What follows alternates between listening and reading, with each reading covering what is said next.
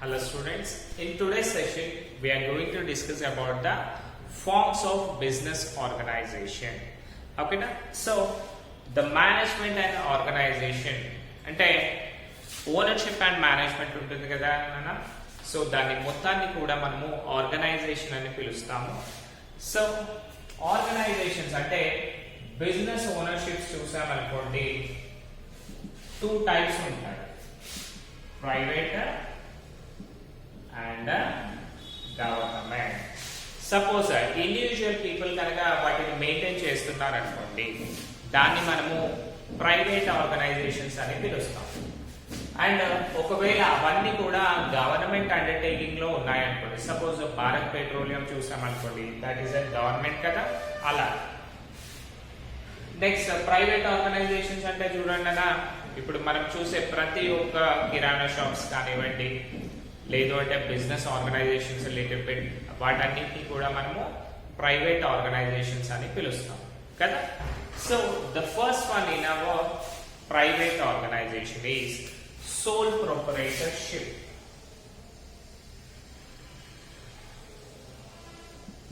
Soul proprietorship. So ఈ రోజు మన టాపిక్ వచ్చేసి who is sole proprietorship and what are its features.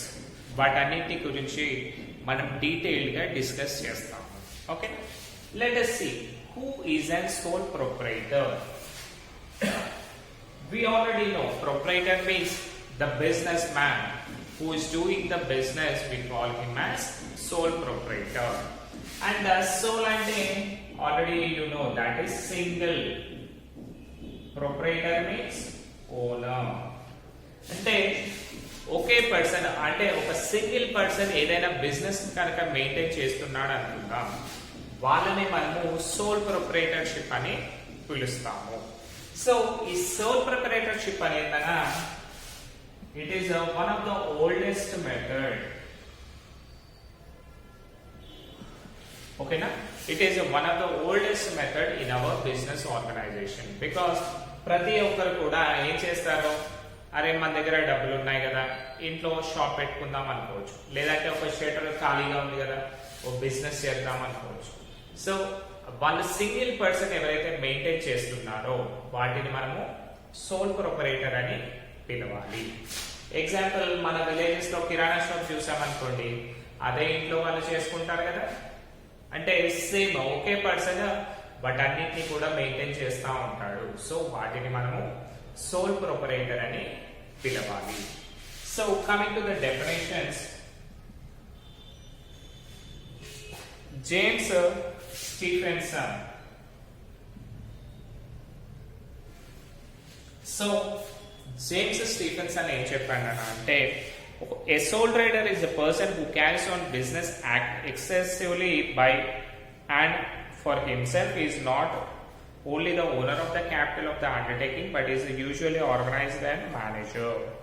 So James Stephenson ఏం చెప్పాడు అంటే, sole proprietor is not only person, అంటే అతను వర్క్ చేసే పర్సనే కాదు, he invest the capital and he manages all the business activities అని చెప్పాడు. అంటే అతనే డబ్బులు ఇన్వెస్ట్ చేస్తాడు, అంటే క్యాపిటల్ ఇన్వెస్ట్ చేస్తాడు, at the same time business మొత్తాన్ని కూడా అతనే మెయింటైన్ చేస్తాడు, అతనే కంట్రోల్ చేస్తాడు అని చెప్తాడు. వాళ్ళనే మనం ఏమంటాము, సోల్ ప్రొపరైటర్షిప్ అని పిలుస్తాము. Now coming to the features of sole ప్రొపరైటర్షిప్.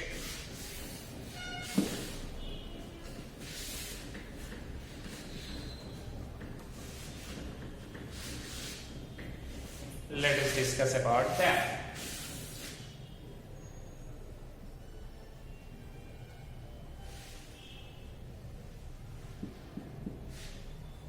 Sole proprietorship features. So what are the things we discussed? First time మనం ఏమనుకున్నాం నాన్న, సింగిల్ పర్సన్ కనుక ఏదైనా ఒక బిజినెస్ ని స్టార్ట్ చేస్తే సింగిల్ ఓనర్ ఉండేదాన్ని మనము సోల్ ప్రొపరైటర్షిప్ అని పిలుస్తున్నాం. So the first one is individual initiative. individual initiative. So as a sole proprietor he is the single person కాబట్టి ఏంటన్నా అతనే ఇనిషియేటివ్ గా తీసుకుంటాడు. అరే నేను ఒక బిజినెస్ పెట్టాలి అనే థాట్స్ అతనికే వస్తాయన్నమాట. Who wishes to start a business, he prepares the business plan and arranges various factors of production. అంటే ఆ బిజినెస్ కి కావాల్సిన ప్రతి ఒక్కటి ఫ్యాక్టర్స్ ఆఫ్ ప్రొడక్షన్ అంటే ల్యాండ్, లేబర్, క్యాపిటల్, ఆర్గనైజేషన్ ఇవన్నీ ఉంటాయి కదా, అవన్నీ కూడా ఓన్లీ సింగిల్ పర్సన్ మేనేజ్ చేసుకుంటాడు. అంటే ఎవరిపైన డిపెండ్ కాకుండా అతని బిజినెస్ కి అతనే అన్ని తెచ్చుకునే వాటిని మనము ఇండివిజువల్ ఇనిషియేటివ్ అని అంటాం. సపోజ్ మీరు ఒక ఫ్రైడ్ రైస్ షాప్ పెట్టారనుకోండి, మళ్ళీ అందులో పార్ట్నర్స్ అవసరమా? లేదు. కాబట్టి మీరు ఏం చేస్తారు, దానికి ఎంత డబ్బులు అవుతాయి, క్యాపిటల్ ఎంత అవుతుంది, అది మీరే చూసుకుంటారు. దానికి కావాల్సిన రా మెటీరియల్స్ అన్ని తెచ్చేసుకుంటారు, గ్యాస్ ఇవన్నీ ఉంటాయి కదా.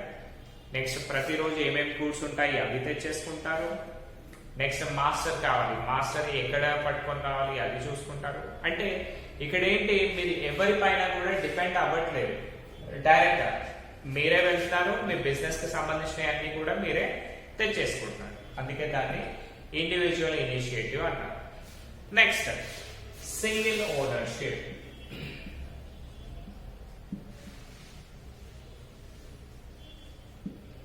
సింగిల్ ఓనర్షిప్ అంటే ఏంటన్నా, ఇప్పుడు మీరు బిజినెస్ స్టార్ట్ చేశారనుకోండి, దానిపైన ప్రతి రైట్ కూడా మీకే ఉంటుంది.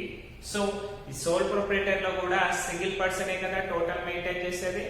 కాబట్టి మనము వాడిని సింగిల్ ఓనర్షిప్ అంటాం. అంటే అతని రైట్స్ అనేవి ఎవరికి ఇవ్వడు. అతనికి కావాలి అనుకుంటే బిజినెస్ ని స్టార్ట్ చేస్తాడు, ఒకవేళ క్లోజ్ చేయాలి అనుకుంటే క్లోజ్ చేస్తాడు, but he won't depend on others. Next, the third one,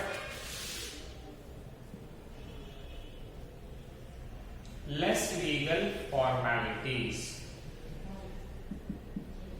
So less legal formalities అంటే ఏంటి అంటే, ఇప్పుడు చూడండి 2-3 పర్సన్స్ కలిసి ఒక బిజినెస్ స్టార్ట్ చేయాలి అనుకున్నారు అనుకోండి, వాళ్ళు ఏం చేయాలి, ముందు ఒక అగ్రిమెంట్ తీసుకోవాలి. మనందరం బిజినెస్ చేద్దామని ఒక అగ్రిమెంట్ ఉండాలి. ప్లస్ ఇంకొకటి ఏం కావాలి, క్యాపిటల్, నువ్వెంత డబ్బులు తెస్తావు, నేనెంత డబ్బులు తెస్తావు అవన్నీ చూసుకోవాలి. మళ్ళీ గవర్నమెంట్ దగ్గర పర్మిషన్ తీసుకోవాలి. ఇవన్నీ చాలా రిస్క్ ఉంటాయి. బట్ ఇక్కడ చూడండి, ఓన్లీ సింగిల్ పర్సన్ కదా, ఇతను సింగిల్ పర్సన్, ఎవరైనా అడగాల్సిన అవసరం ఉందా? లేదు. కాబట్టి ఇతనికి ఎలాంటి ఫార్మాలిటీస్ కూడా ఉండవు. జస్ట్ ఇతను అనుకున్నదే నెక్స్ట్ మూమెంట్ ఇతను ఏం చేయొచ్చు, ఆ బిజినెస్ ని ఇమీడియట్ గా స్టార్ట్ చేయొచ్చు. అందుకనే ఇతనికి ఏమంటున్నాం మనము, ఈ హ్యాస్ లెస్ లీగల్ ఫార్మాలిటీస్. అంటే డాక్యుమెంటేషన్ ప్రాసెస్ అనేది ఎక్కువగా ఉండదు. నెక్స్ట్ అన్లిమిటెడ్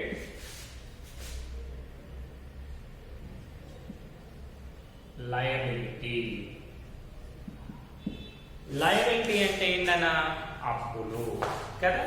సో ఇక్కడ చూడండి, అన్లిమిటెడ్ లయబిలిటీ. సో ఇది చాలా చాలా ఇంపార్టెంట్ ఆస్పెక్ట్ అన్న, బికాస్ సోల్ ప్రొప్రైటర్ కి అతనికి డబ్బులు ఎక్కువగా వచ్చాయి అంటే, ప్రాఫిట్స్ ఎక్కువగా వచ్చాయనుకోండి, ఎవరికైనా పే చేస్తాడా? చేయడు. At the same time if he suffers any losses, అంటే బిజినెస్ లో కనుక లాసెస్ వచ్చాయనుకోండి, అతనే వాటన్నిటిని కూడా భరించాలి. ఓకేనా? వాటిని లయబిలిటీస్ అంటే సింపుల్ గా ఏమనుకోవచ్చు మనము, లోన్స్, అప్పులు ఉంటాయి కదా, ఆ అప్పులన్నీ కూడా మనము లయబిలిటీస్ అనే అంటాం. సో ఇక్కడ అన్లిమిటెడ్ లయబిలిటీ అంటే ఏంటంటే, సపోజ్ ఇతని కనుక లాస్ అవుతే ఓన్లీ బిజినెస్ లో ఉన్న డబ్బులే కావు, అతని ఓన్ ప్రాపర్టీ కూడా తీసేయాల్సి వస్తుంది ఒక్కోసారి. ఎగ్జాంపుల్ మీరు ఏం చేస్తారన్నా అంటే, మీకు ఆస్తి వచ్చేసి ఒక 20 lakhs రూపీస్ మీ అసెట్స్ ఉన్నాయనుకున్నాం, మీరేం చేశారు, ఒక 5 lakhs పెట్టి బిజినెస్ స్టార్ట్ చేశారు. ఓకేనా? మీకేమైందని అంటే దాన్ని ఒక 1-2 years మెయింటైన్ చేశారు, అది మొత్తం బర్డెన్ అయ్యి మీకు టోటల్ గా బిజినెస్ క్లోజ్ చేసే వరకు ఒక 10 lakhs లాస్ వచ్చింది అనుకున్నాం. ఓకేనా? మీరు ఏం చేశారు, ఇంకొక 5 lakhs అప్పులు తెచ్చారు, అవి ఇన్వెస్ట్ చేశారు, అవి కూడా పోయాయి. ఇప్పుడు చూడండి, నేను బిజినెస్ వర్త్ ఓన్లీ 5 lakhs, నేను 5 lakhs కి ఇచ్చి పెడతా అంటూ ఊరుకుంటారా అప్పులో? లేదు. అంటే మీరు ఇక్కడ ఏం చేయాలి, ఇంకో 5 lakhs రూపీస్ వాళ్ళకి పే చేయాలి. అంటే మీరు ఏం చేయాల్సి వస్తుందన్నా, మీకు ఆల్రెడీ ఉన్న ఆస్తుల నుంచి కొంచెం తీసేసి వాటిని క్లియర్ చేయాల్సి వస్తుంది. అంటే ఓన్లీ బిజినెస్ ప్రాపర్టీయే కాకుండా మన own property which is not included in business, మన బిజినెస్ లో లేని కూడా అప్పుడప్పుడు అమ్మేయాల్సి వస్తుంది. దాన్నే మనము అన్లిమిటెడ్ లయబిలిటీ అని అంటాం. నెక్స్ట్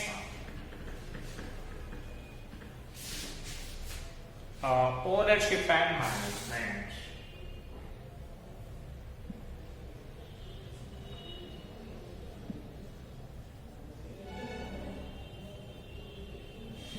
సో ఇక్కడ సోల్ ప్రొప్రైటర్ లో కనుక చూసామనుకోండి, ownership and management will be same.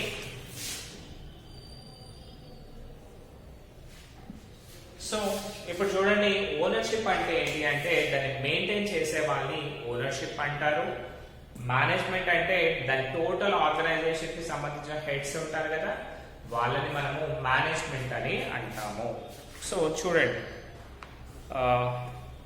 the owner himself manages the business as per his skills and intelligence. So only single person కాబట్టి ఇతను వేరే పైన డిపెండ్ కావాల్సిన అవసరము లేదు. సో దానికి అతనే ఓనరు, అతనే మేనేజ్ చేసుకుంటాడు, మళ్ళీ వేరే వాళ్ళతోటి అవసరం అనేది లేదు. Next motivation.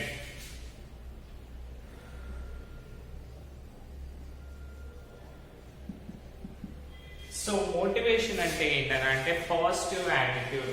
అరే నేను ఈ వర్క్ చెయ్యాలి. సపోజ్ ఎలా అంటే సోల్ ప్రొప్రైటర్ ఇతను ఏం చేస్తాడు, నా బిజినెస్ ఎందుకని స్టార్ట్ చేశాడు, వేరే వాళ్ళపైన డిపెండ్ కావాల్సిన అవసరం లేదు, ఎన్ని ప్రాఫిట్స్ వచ్చినా కానీ వాటన్నిటిని కూడా నేనే తీసుకుంటాను అని అనుకుంటాడు కదా, దాన్నే మనము మోటివేషన్ అంటాం. అంటే అతను చేయడానికి ఏదో ఒక రీజన్ టు వర్క్ ఉంటుంది కదా, వాటిని మనము మోటివేషన్ అని పిలవాలి. సో ఇక్కడ చూడండి, జనరల్ గా సోల్ ప్రొప్రైటర్ ఏంటన్నా, ఒకవేళ కనుక ప్రాఫిట్స్ వచ్చాయనుకోండి, టోటల్ అతనే మెయింటైన్ ఎంజాయ్ చేస్తాడు కదా ప్రాఫిట్స్. అందుకనే he is an self motivated person. So ఇతను వేరే వాళ్ళకి చెప్పాల్సిన అవసరం కూడా లేదు. అండ్ ఒకవేళ లాసెస్ వచ్చినా అతనే భరిస్తాడు, ప్రాఫిట్స్ వచ్చినా అతనే ఎంజాయ్ చేస్తాడు. కాబట్టి is an self motivator and he works very hard. అతను ఎంత కష్టపడాలి అనుకుంటే అంత కష్టపడతాడు. బికాస్ మనం ఎంత వర్క్ చేసుకుంటే అన్ని డబ్బులు మనకే అని అతనికి తెలుసు. కాబట్టి సింపుల్ గా సెల్ఫ్ మోటివేటెడ్ పర్సన్ గా ఇతని బిజినెస్ ని ఎంజాయ్ చేస్తాడు. Next secrecy.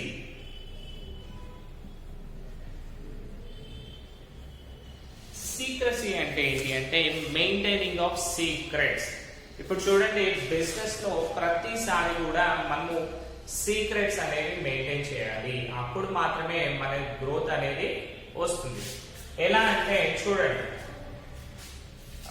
మీరు ఏంటని అంటే ఒక బట్టల షాప్ పెట్టారనుకోండి, క్లాత్ షోరూమ్, ఓకేనా. సో మీరు ఏం చేశారన్నా అంటే ఫస్ట్ జనరల్ గా కిడ్స్ వేర్ పెట్టారు, ఓకేనా. సో మీరు ఒక షాప్ మంచిగా రన్ అవుతుంది అనుకోండి, వేరే పర్సన్ ఏం చేస్తాడు, మళ్ళీ అతను క్లాత్ షోరూమే పెడతాడు. వేరే పెడతాడా? లేదు. సో మీరు కిడ్స్ వేర్ పెట్టారు కాబట్టి అతను కిడ్స్ వేర్ బాగా నడుస్తుందని మళ్ళీ కిడ్స్ వేర్ పెట్టాడు. ఇక్కడి వరకు బాగానే. సో మీరు ఏం చేశారంటే వాళ్ళకి ఎవరికి చెప్పకుండా, ఇక్కడ ఏం చేద్దాం అనుకుర్రు, మెన్స్ వేర్ కూడా పెడదాం అనుకుర్రు, ఓకేనా. జెంట్స్ వేర్ కూడా పెడితే బాగుండు, పిల్లలతో పాటు వాళ్ళు పర్చేస్ చేస్తారని మీ థాట్. ఒకవేళ ఇది మీరు సీక్రెట్ గా మీ అంతలో మీరు చేయాలి. కానీ ఒకవేళ మీరు ఇది పెడుతున్నారు అని వేరే వాళ్ళకి చెప్పారనుకోండి, అతను ఏం చేయొచ్చు, ఈ షాప్ ఓనర్ కి చెప్పొచ్చు. చెప్పడం వల్ల ఏమవుతుందన్నా మీరు మెన్స్ వేర్ పెట్టే లోపు అతను మెన్స్ వేర్ స్టార్ట్ చేయొచ్చు కదా. అంటే ఫస్ట్ అతను కాంపిటీటర్ అవుతాడు కదా, కస్టమర్స్ అంతా అక్కడ వెళ్ళిపోయే ఛాన్సెస్ ఉంటుంది కదా, రైట్. అందుకనే ఒక బిజినెస్ అనేది సక్సెస్ కావాలి అంటే compulsory there should be some secrets. అంటే మన కాంపిటీటర్స్ కంటే ఒక మెట్ ఎక్కువగానే ఉండేటట్టు చూసుకోవాలి. ఎప్పుడు కూడా వాళ్ళకంటే తక్కువగా ఉండకూడదు. దీనివల్ల ఏమవుతుందన్నా మనకి లాసెస్ వచ్చే ఛాన్సెస్ ఎక్కువగా ఉంటాయి. ఓకేనా, రైట్. నెక్స్ట్ దీనికి బెస్ట్ ఎగ్జాంపుల్ ఏంటన్నా అంటే మనకి కొడాక్ కెమెరాస్ అనేవి ఉండేది స్టార్టింగ్. ఇప్పుడు ఏం చేస్తాం, అన్ని కూడా సోనీ వాడుతున్నాం కదా. సో ఫస్ట్ మనము రీల్స్ ఉండేవి కదా, ఫొటోస్ దిగాలి అంటే. సో ఈ కొడాక్ కంపెనీ వాళ్ళు ఏం చేస్తారు అంటే ఇప్పుడు ఫొటోస్ బాగానే రన్ అవుతున్నాయి కదా, ఉండనివ్వండి అని అనుకున్నారు. సో సోనీ కంపెనీ ఏం చేసింది, డిజిటల్ కెమెరాస్ తెచ్చింది. డిజిటల్ కెమెరాస్ తో ఏమవుతుంది, మీరు డైరెక్ట్ గా ఫోటో తీసుకోవచ్చు, సిస్టమ్ లో పెట్టి కాపీస్ తీసుకోవచ్చు. బట్ ఇదేం చేయాలన్నా రీల్ వాష్ చేయాలి, అదంతా పెద్ద ప్రాసెస్ ఉంది. సో వీళ్ళు ఏం చేశారంటే ఏం పెడదాం మెల్లిగా అనుకున్నాం. బట్ అందులోపు న్యూ టెక్నాలజీ వాళ్ళు తీసుకొచ్చారు. సో మళ్ళీ వీళ్ళ దగ్గరకు వస్తారా, కాదు. That is the thing. Next H, no separate entity.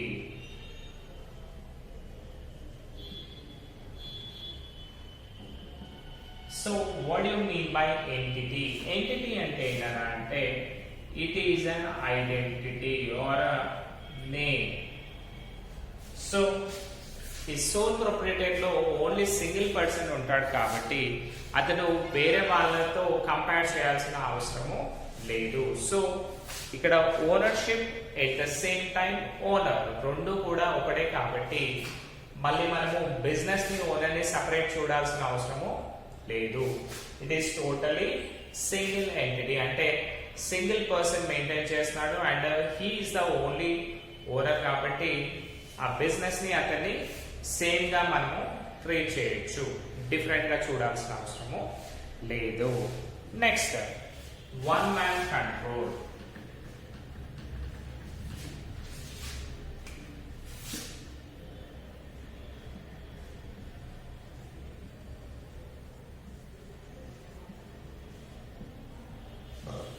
So మనకి సోల్ ప్రొప్రైటర్ లో ఎంతమంది ఉన్నారన్నా ఓన్లీ సింగిల్ పర్సనే ఆ టోటల్ బిజినెస్ ని మెయింటైన్ చేస్తున్నాడు కదా.